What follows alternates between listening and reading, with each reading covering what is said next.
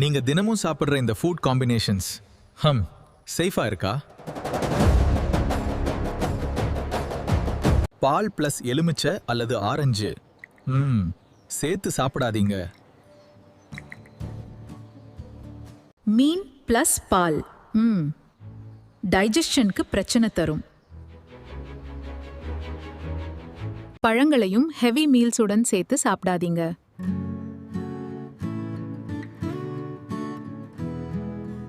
தயிர் பிளஸ் சூடான உணவு தவிர்க்கவும்.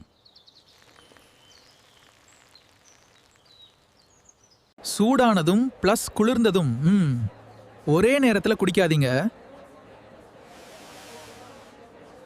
இப்படி சாப்பிட்டா வயிற்று பிரச்சனைகள் வரலாம்.